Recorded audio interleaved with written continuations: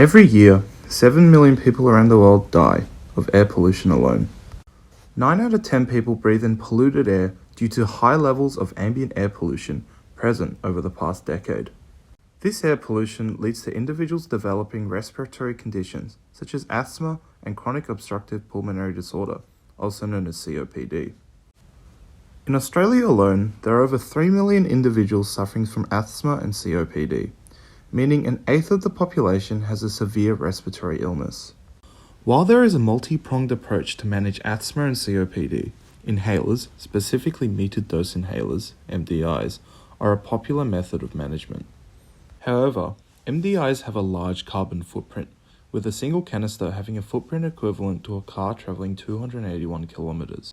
Also, the canisters are not usually disposed of properly, and this can lead to them being an environmental hazard. With the Intergovernmental Panel on Climate Change, the IPCC, advising that to limit global warming to 1.5 degrees, it would require global greenhouse gas emissions to peak by 2025 and be reduced by 43% by 2030. And with 19% of Australia's healthcare carbon footprint coming from pharmaceuticals, solutions that can maintain effective patient treatment and also reduce carbon pollution should be implemented. For inhalers, there are 3 ways to make them more eco-friendly. This includes alternative inhaler types and gases, inhaler technique, and canister disposal. To speak on this topic, we enlisted the help of pulmonologist Dr. Ian Feather.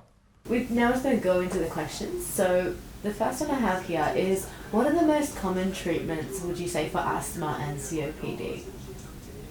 Well, pharmaceutically, the mainstay of treatment are the inhalers. So it's a spectrum of inhalers. So there's really 3 main drugs that people inhale, but non-pharmaceutical treatment or non-pharmacological treatment is also really important, particularly for COPD. So pulmonary rehabilitation, keeping a lean body habitus and maintaining cardiorespiratory fitness is probably more important than most of the medications, and of course smoking cessation. Yeah. And what would you say is the most common inhaler prescribed to patients? Salbutamol in its various forms. So Ventolin hit the market in Australia in probably about 1966, something like that, 67, and got the jump on, and it was significantly better than the previous inhalers. The one before that, the main people used was orsiprenylin, which was Alupren, and so it got the jump on all the competitors. So it's like Hoover becoming the main. Well, if you live in England, people don't vacuum, they Hoover. And people don't take salbutamol, they take Ventolin, so the brand name became established, and it's still, the most commonly used inhaler.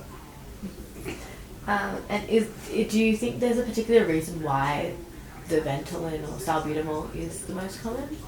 Well, 3 main reasons. Historical, it was on the market early, it got the jump on its competitors, and you get fairly rapid symptom relief. Yeah. And how often would you say dry powder inhalers or mist inhalers are used by patients? Less frequently. Most patients seem to prefer metered dose inhalers or mist inhalers. Mist inhalers have, we can talk about them differently, but yeah. And the industry has been trying out myriad different forms of dry powder inhalers for at least 40 years. But there are also dry powder inhalers preceded metered dose inhalers back in the 1940s and 50s. Patients tend not to like them as much in some ways because they don't get that sort of feedback of the noise, the visible plume or the plume they can feel, and they sometimes don't believe they're getting a drug. But other patients adapt to them quite well, and there's a myriad of different devices. And are there any protocols or steps in place to make the treatment of respiratory illness more eco-friendly?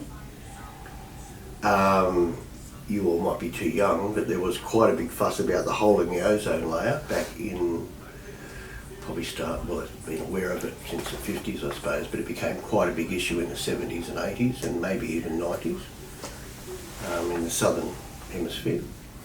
And I think it was calculated then that the CFCs in asthma inhalers were not a big contributor, but not an insignificant contributor to the effects on the ozone layer. So at the same time as various other industries reduced their chlorofluorocarbon use in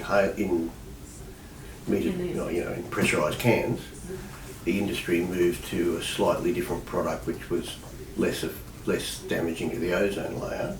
So that was the first aspect. I don't know that the industry pushes any other particular angle for the environment.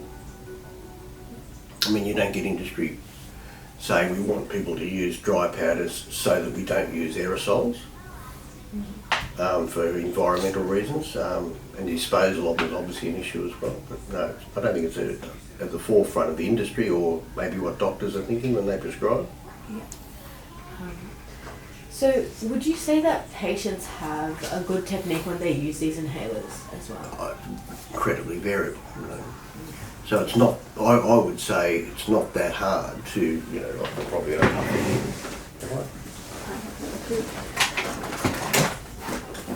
so here's the vent, right? Or like an asthma. So it's not that hard to breathe out, put it in your mouth and time it as you breathe in. But you will be surprised how difficult it is for some people, particularly elderly people. And so timing the breath, the inspiration with the activating the device can be quite challenging. Plus a lot of elderly people have quite a bit of arthritis in their hands and don't have the strength to press them. So there are other devices. So for a Ventolin, there's a device you can fit over it where you squeeze rather than pressing, for example. But yeah, they do have difficulty, and that's one of the reasons why we tend to use spacers. We use spacers for deposition characteristics as well. But once you put an inhaler into a spacer, I don't actually have a spacer. I do have a small spacer here. So once you put an inhaler into a spacer, you don't have to time it. So you just spray it, take several breaths. So that's something that most people can manage a lot better, although yesterday I spent ages with a patient, she just couldn't get it. Yeah. So timing is an issue with that type of inhaler. It becomes more of an issue with the mist inhalers, particularly this type, which have a plume that's slow and ultra fine, but this one, if you have a look, it goes for, I think, 3 seconds. So not many people with bad COPD can keep inhaling for that long and time it all. And so they have good points and bad points, but so patients have difficulty with them. The dry powder inhalers should get rid of the timing issue altogether, but then you find a lot of patients will breathe out through the dry powder and disperse the dose and not get it. So for all the types of devices, there are issues. There is, I'm not sure if it's still available, there was a metered dose inhaler that you prime, and as the person, or cock, as the person breathes in, it fires off. So it was So it's timing. Can't remember what it's called now, but it was available with inhaled steroid and or salbutamol. So the industry's looked at various ways of getting around it, but they all have their problems.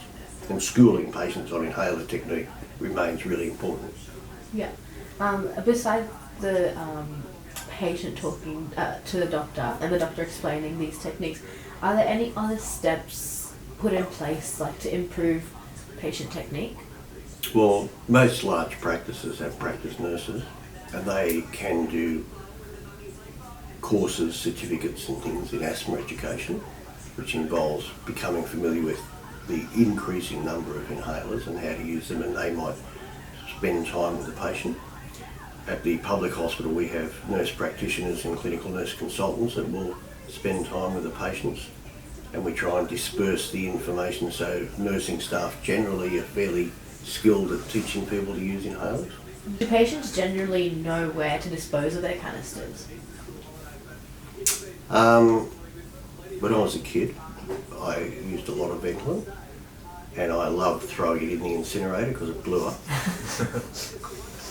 And it's probably not a good way to dispose of them. I would say no, I'm not aware of any education for patients on the best way to dispose of inhalers, even whether the plastic should go in the recyclable or not, and whether the metered dose inhaler should go in a special container. I'm not aware of that at all. Is that something that you would hope is focused on in the future? Well, I expect it all goes to landfill, which is probably not that desirable if there's a better alternative, but I think the total volume of inhalers made, dispensed, used and disposed of around the world would be vast. So yes, I do think it's something that should be looked at. Yeah. As Dr. Feather mentioned, MDIs are the go-to inhaler for anyone suffering from COPD or asthma. However, there are alternatives such as dry powder inhalers and mist inhalers, which only have a carbon footprint of a car travelling 6 kilometres in comparison. With 5 different DPIs and a mist inhaler available in Australia at the moment, with more environmentally friendly options being created constantly, there are steps to reduce your carbon footprint. However, studies have shown that DPIs and mist inhalers may not be viable to young children or the elderly due to weak inspiratory pressure and/or cognitive function. In these cases, there are steps that can occur to make MDIs more environmentally friendly, and that is by changing the propellant within them from hydrofluoroalkanes, HFAs, to low global warming potential alternatives such as HFA 152. After the initial prescription of the inhaler, there are further steps that can be done to further reduce carbon pollution. Inhaler technique. As Dr. Feather mentioned, patients have difficulty using the proper technique for inhalers, with studies showing only 31% of patients use their inhalers correctly. Incorrect use can lead to multiple puffs of an inhaler at a time, which leads to more inhalers being bought, which in turn can lead to a larger financial strain and carbon footprint on a patient. However, recent studies have shown that a self-management education program where proper inhaler technique can be taught through the practice nurses leads to better inhaler technique and in the long term, better quality of life. Furthermore, using inhalers with dose counters or calculating the final dose day, if the inhaler is used regularly, are other methods to make sure patients completely utilize their medication, which in turn will reduce their carbon footprint. If patients utilize dose counter inhalers or are able to calculate when their canister will be complete due to it being used regularly, then it can be disposed of in the recycling bin. However, studies have shown that when the aforementioned techniques are not utilized, 66% of patients underestimated the number of remaining doses, and on average, patients perceived the inhaler to be empty when 82 doses remain.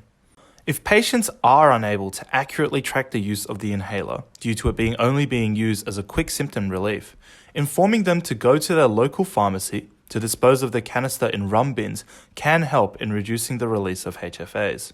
Changes along these steps of an inhaler's life cycle, from the initial prescription of the type of inhaler, the technique employed in its use, and the disposal of the canisters, can help in patients making more environmentally friendly decisions. For more information, click the links in the description below or the ones on screen.